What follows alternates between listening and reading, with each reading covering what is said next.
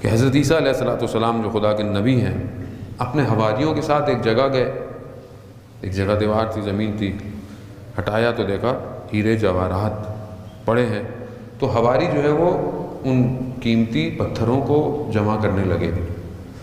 تو حضرت عیسیٰ ظاہر ہے انہی طریقے سے درس دیا کرتے تھے، سفر پہ رہتے تھے، اپنے حواریوں کو سکھاتے تھے۔ تو کہا کہ میں شہر جا رہا ہوں، جو شہر قریب تھا، جو بھی علاقہ تھا، اور وہاں سے ہیرا لے کر آؤں گا جس کی قیمت بہت زیادہ ہوگی۔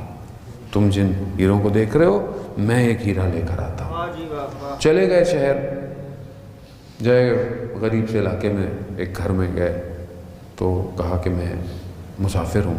بوڑھی سی عورت تھی، اسے نہیں پتا کہ خدا کا نبی ہے۔ کہا کہ آ جائیں، میرا بیٹا گیا ہوا ہے، آئے گا تو آپ کی خدمت کرے گا۔ ایسے میں وہ جوان آیا، حضرت عیسیٰ نے اس کے چہرے کو دیکھا تو دیکھا کہ پریشان لگتا ہے۔ کہا کیا پریشانی ہے؟ کہا کہ نہیں، مطلب میں آپ کو، کہا نہیں بتاؤ، ہو سکتا ہے میں شاید، کہا نہیں کوئی کچھ نہیں کر سکتا۔ کہا شاید میں تمہاری کو مدد کر دوں۔ تو کہنے لگا کہ میں مزدور ہوں، مزدوری کرتا ہوں، یہ رستے میں جو زمین اور مٹی اور ان کو اٹھاتا ہوں۔ تو ایک کاروان گزر رہا تھا اور کاروان میں سواریاں تھیں، حواریاں تھیں۔ اچانک سے ہوا چلی تو ایک جگہ سے پردہ ہٹا تو میں نے ایک چہرے کو دیکھا، وہ اتنا خوبصورت تھا کہ میرا دل اسی میں رہ گیا۔ پھر میں پیچھے دوڑتا دوڑتا گیا کہ کاروان کس کا ہے؟ تو وہ یہاں کے بادشاہ کا ہے، جو سلطان ہے اس کا کاروان ہے اور وہ اس کی بیٹی ہے۔ اب میں تو مزدور آدمی، فقیر آدمی، میں کہاں؟ تو اس کرب میں میری یہ حالت ہے۔ تو حضرت عیسیٰ نے کہا کہ تم مسئلہ نہیں ہے، تم اپنی والدہ سے کہو کہ جاؤ رشتہ مانگنے جائیں۔ کہا ہم کیسے رشتہ مانگنے جائیں گے، کیسے؟ کہا کہ میں بتاتا ہوں۔ تو جنگل میں لے گئے دشت پہ، کہا پتھر جمع کرو۔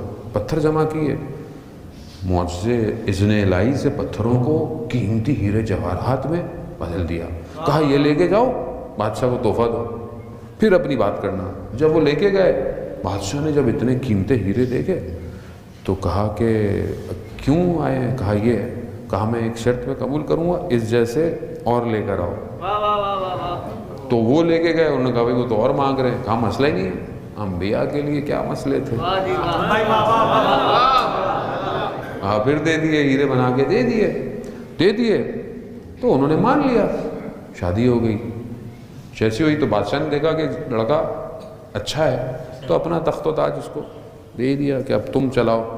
اب جب آیا تو اس نے حضرت عیسیٰ کو تو اسے تو نہیں پتا تھا کون ہے، تو کہا کہ حضرت عیسیٰ نے کہا کہ میں جا رہا ہوں۔ تو کہا کہاں جا رہے ہیں؟ ابھی تو آسائش کے دن آئے ہیں، ابھی تو دن آئے ہیں۔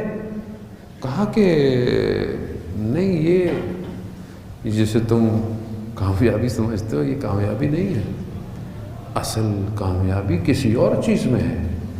تو کہا کہ وہ کس میں ہے؟